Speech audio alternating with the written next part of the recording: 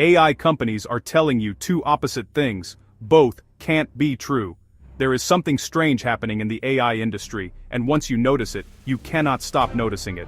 The same companies building the most powerful artificial intelligence systems in the world are also the loudest voices warning us how dangerous artificial intelligence is. The same executives who go on stage to launch a new model will, a week later, sit in front of lawmakers and describe the technology they just sold you as a potential threat to humanity. Think about how odd that is. Imagine a car company running a national advertising campaign about how their new car might kill you, and then asking the government to regulate car manufacturing.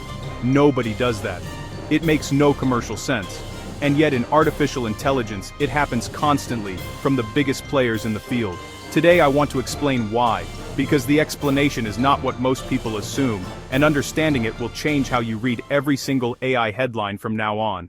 Let us start by being precise about the pattern, because I do not want to straw man anybody. The pattern goes like this: an AI company releases a product. The messaging around that product is overwhelmingly optimistic. It will make you more productive. It will transform your business. It will unlock human potential. Buy it, subscribe to it, integrate it into your workflow. That is message 1, and it is aimed at you, the customer. Then there is message 2, and it is aimed somewhere else entirely. Message 2 says this technology is extraordinarily powerful, potentially dangerous, possibly transformative in ways society is not ready for, and therefore it requires serious regulation and oversight. Executives say this in congressional hearings, in open letters, in interviews with serious publications, and here is what almost nobody points out. Both of these messages come from the same organizations, often in the same month, sometimes from the same person. Now, the easy interpretation is that these people are simply being responsible. They built something powerful, they recognize the risks, and they are honestly calling for guardrails even though it costs them. And I want to be fair here, because for some individuals that is genuinely true. There are researchers and engineers inside these companies who are sincerely worried, who have thought hard about the risks, and who are speaking from real conviction.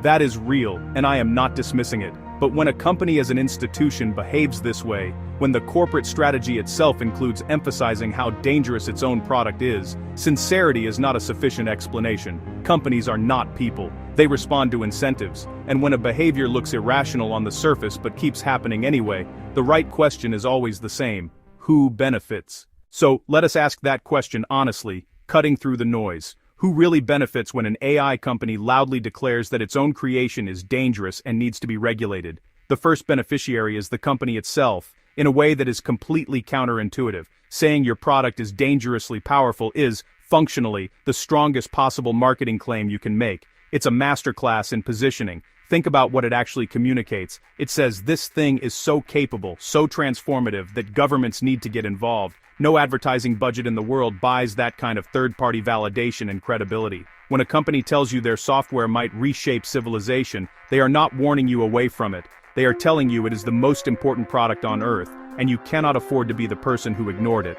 Fear and awe are not opposites in marketing. They are the same emotion pointed in slightly different directions, and both of them drive attention, investment, and adoption. They create an urgent, unmissable gravity around the product. The second beneficiary is more subtle and far more consequential. Regulation of the kind these companies typically call for tends to help the largest players and hurt everyone else. It builds a moat around their castle. This is not a conspiracy theory. It is one of the most well-documented dynamics in economics, and it has a name: regulatory capture. Here is how it works in practice. Suppose the rules require extensive safety testing, licensing regimes, compliance departments, and government audits before you can deploy a powerful AI model. Who can afford all of that? A company with billions of dollars, hundreds of lawyers, and existing relationships with regulators. They have the resources to navigate the maze. Who cannot afford it? A startup with 12 people, an open-source project run by volunteers, a university lab, a competitor in another country trying to enter the market. The largest AI companies already have the compliance infrastructure. For them, heavy regulation is an annoying cost, a line item on a budget. For everyone trying to catch up, it is a wall. And when the incumbent helps write the rules, which is what happens when executives are invited to testify as expert witnesses, the wall tends to get built in exactly the places that protect the incumbent. Notice something important. Nothing about this requires anybody to be lying or acting in bad faith. An executive can genuinely believe AI is risky, genuinely want oversight, and that belief can still, entirely coincidentally, lead to rules that entrench their market position. The incentive does not need to be conscious to be real. The system aligns itself around power whether we intend it to or not. That is what makes it so hard to see and so important to understand. There is a third beneficiary, and this one is about narrative control. If the public conversation about AI is dominated by the question, is this technology going to destroy us, then a whole set of other questions never get asked. Questions like, who owns the data these models were trained on? Questions about whether the productivity gains flow to workers or to shareholders. Questions about market concentration, about pricing, about what happens when critical infrastructure depends on a handful of private companies. Existential risk is a genuinely interesting topic, and I am not saying it is fake, but it has one very convenient property for a large company. It is a debate about the distant future, conducted in the abstract, that no regulator can actually resolve. Meanwhile, the concrete present tense questions about power and money get comparatively little airtime. When you control which question everyone is arguing about, you have already won most of the argument. Now let me be balanced, because I do not want to replace one simple story with another. There are real reasons for genuine concern about AI systems, and the people raising them are not all cynics or Luddites. There are real, thorny safety problems worth solving, and because of that, there is a legitimate case that some form of thoughtful oversight is appropriate for technology this powerful. If I told you the entire safety conversation is just a marketing scheme, I would be doing exactly what I criticize other people for doing, flattening a complicated, messy situation into a simple, satisfying story. The truth is rarely that neat. The honest position is more uncomfortable than that. It is that sincere concern and commercial self-interest are pointing in the same direction at the same time. This strange alignment makes it genuinely hard to tell them apart, even for the people involved. So what do you actually do with this knowledge? How do you read AI news once you understand this dynamic? It's not enough to be cynical, you need tools. I want to give you 3 practical filters because this is the part that matters. The first filter is to always ask who is speaking and what position they hold. When you read a dramatic claim about AI, before you evaluate the claim itself, notice who is making it. Does this person or organization benefit if you believe them? A company warning about the dangers of a technology they sell has an interest. A researcher with no commercial stake has a different one. A journalist who gets more clicks from dramatic framing has yet another. None of this means anyone is lying, it just means you should weight the claim differently depending on where it comes from.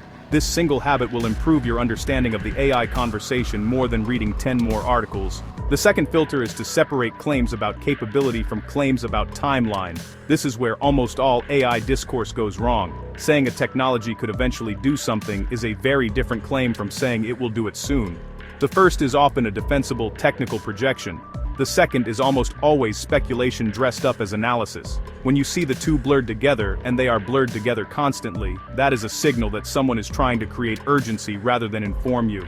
The third filter is the most practical of all. Watch what companies do, not what they say.